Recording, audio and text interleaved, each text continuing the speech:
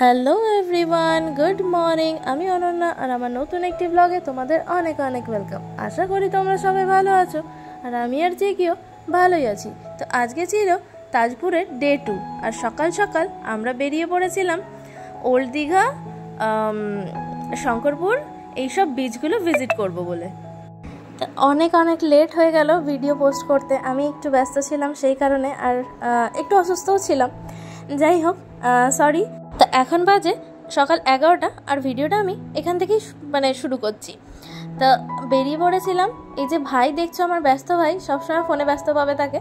তো সবাই মিলে, আর এইটা হচ্ছে একটুখানি গিয়েই তাজপুর যে বিচটা, এইটা সেইটা। এইখান থেকেই আমরা একটা টোটো রিজার্ভ করব অ্যান্ড দেন যাব বাকিগুলো ভিজিট করতে। দেখো কত লোক, এত রোদের মধ্যেও এত লোক এসেছে বিচের হাওয়া খেতে বা ফিল নিতে। কি ভালো যে লাগছিল বলে বোঝাতে পারবো না।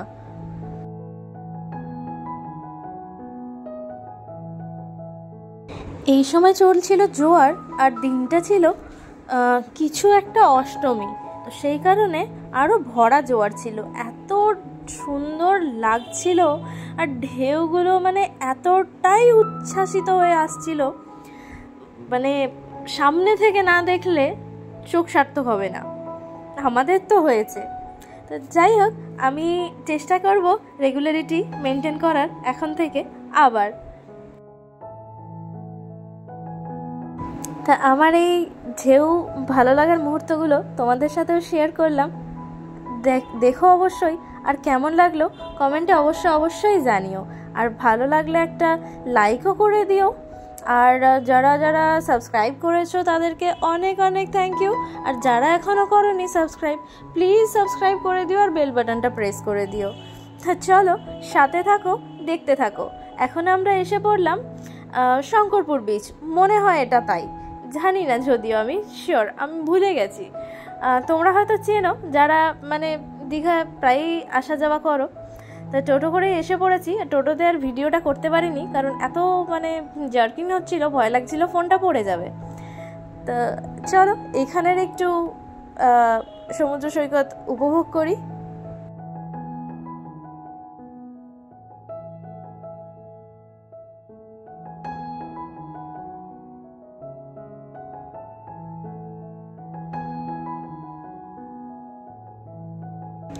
উফ, কি যে ভালো লাগছিল, এখনও মনে হচ্ছে যে ওখানে ছুটে চলে যাই। সেই মুহূর্তটা এখনও ফিল করতে পারছি। এত সুন্দর লাগছিল, এত হাইলি একদম ওয়েভগুলো আসছিল, পুরো ভিজিয়ে দিয়ে চলে যাচ্ছিল পাগুলো।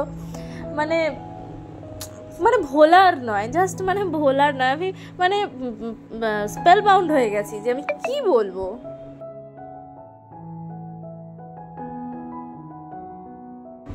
তোমরা শুধু সাথে থাকো আর দেখতে থাকো ঢেউয়ের খেলা, অসাধারণ।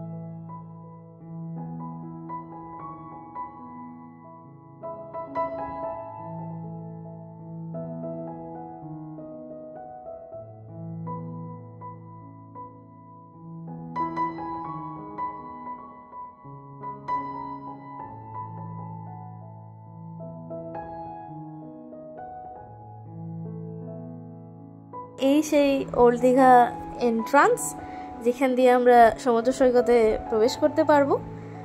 আর মেবি যেহেতু এত হাই টাইড, সেই কারণে নামা তো যাবে না, উপর থেকেই ফিল নিতে হবে, কিচ্ছু করার নেই। আর এইখানে তো দেখো প্রচুর শপস থাকে, যার ভিডিও আমি নেক্সট ব্লগে দেবো। এই ভিডিওতে সম্ভব হবে না, যেহেতু অনেকটাই টাইম টেকিং, তো সেই কারণে চলো এখানেও কিছু পিক্স টিক্স ক্লিক করে নিই, আর তারপরে বাকি কথা বলছি। সাথে থাকো, দেখতে থাকো, কেউ কিন্তু স্কিপ করবে না।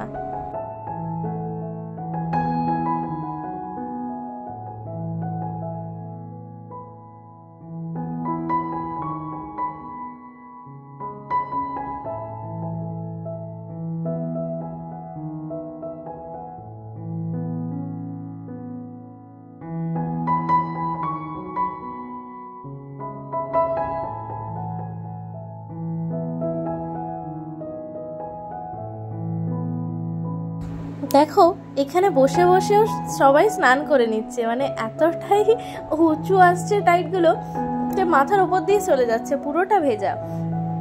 আর সেখান ওই যে দেখো কত সুন্দর, আর সেখানকার গাইডসরা সবাইকে উঠে আসতে বলছে, সরে যেতে বলছে।